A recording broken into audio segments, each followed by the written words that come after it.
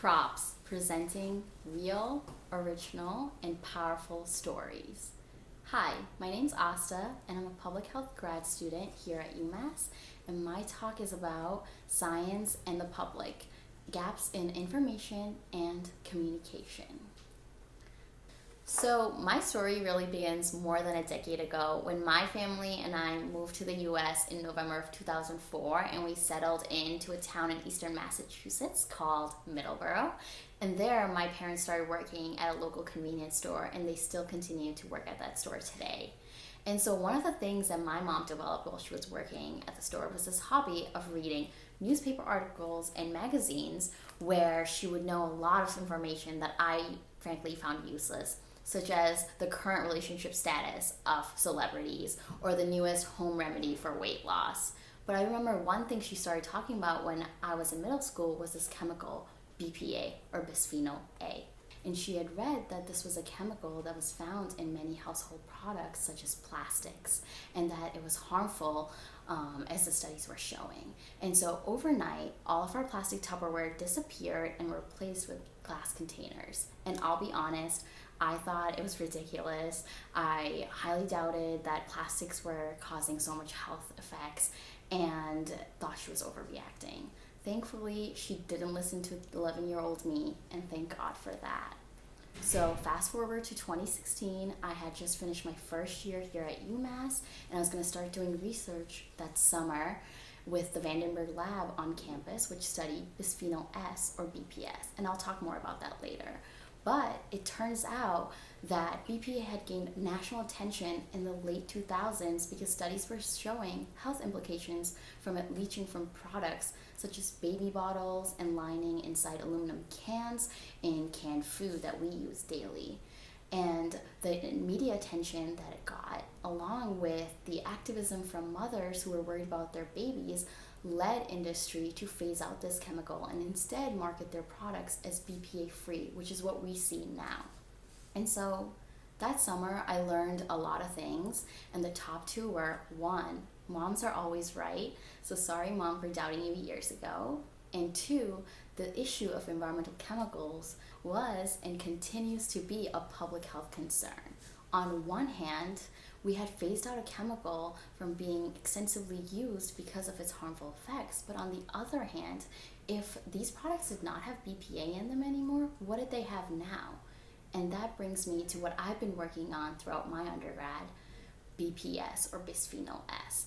And so BPS is one of many common alternatives to BPA and is found in a lot of our products today. And at the lab, our results show that female mice who were exposed to BPS during pregnancy and lactation had complications feeding their pups when they were born. And the work that I personally did was on the daughters of these female mice, and these daughters were exposed to BPS through their moms in utero during pregnancy. And so my results show that when these daughters had pups themselves, the daughters also had complications nursing and feeding their pups. And so altogether, work from others in the lab and my work suggested that BPS was showing effects that had been seen in BPA years ago. And so what we see in terms of animal studies regarding environmental chemicals is paralleled by the trajectory of human health in the past few decades. There has been an increase in breast cancer and ovarian cancer in women, an increase in type 1 and type 2 diabetes in adults and children, and a significant decrease in sperm count in men. And to top it all off, genetics probably explains around 30% of it, indicating the important role environmental chemicals are playing in the current status of our health today.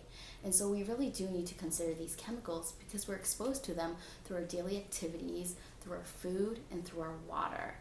And so when I talk about environmental chemicals, I also have to talk about environmental justice. As a public health grad student and an aspiring medical professional, one topic that I've been exposed to through my classes is the topic of health disparities, both in the US and worldwide. And it really comes down to one key thing: those with the least access are the ones most at risk. And this is true for environmental exposures as well. Something that was really alarming to me at the beginning of my research journey was how more people weren't talking about these chemicals. I mean, here was a public health problem that affected everyone, and yet so many people didn't know about it, especially in an academic setting like UMass, where in the US, higher education is a privilege in its own. And that really frustrated me. If my college friends weren't aware about the chemicals that we're exposed to, how would the population of the US who's marginalized and may not have access to higher education? What about those that live in industrial zones and are higher risk for exposure than the general public? How are we letting zip codes define someone's health? And then it hit me. My friends who were studying political science weren't reading scientific articles or taking environmental health related courses like I was. I realized that there was a gap between the scientific community and the public, that there was a lack of transfer of information, and that was part of the problem.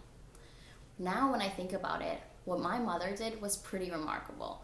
Here she was, a first generation immigrant, adjusting to a new life in a new country, working long hours, and yet she still sought out knowledge through whatever resources were available to her. And that led her to be an informed consumer in the context of BPA.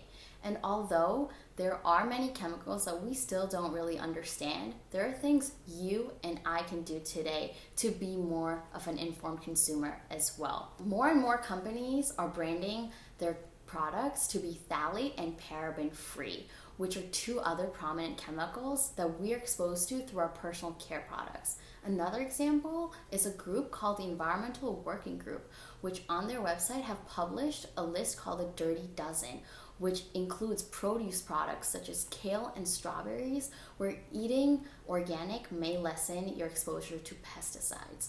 So what I'm not saying today is to go out and throw all your personal care products out the window after you watch this video. Instead, I'm encouraging you to be more aware of what you're exposed through your environment and seek out knowledge from the resources available to you. And so where do we really go from here?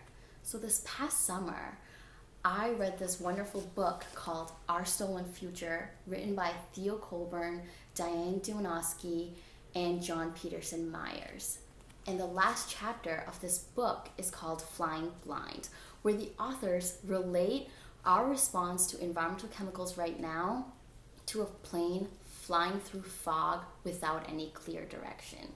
First, we put tons of research and time into one chemical until we can prove to regulatory agencies that this chemical is harmful.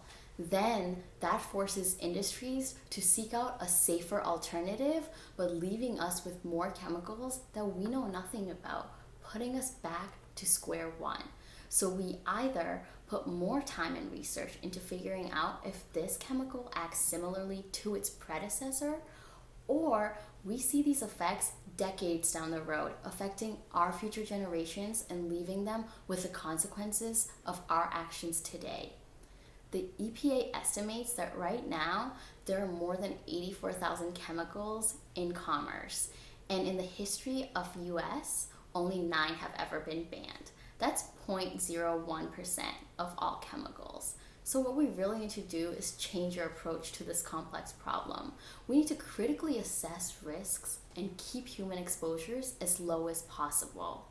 And what gives me hope is being part of a scientific community where scientists are working every day to find a better solution.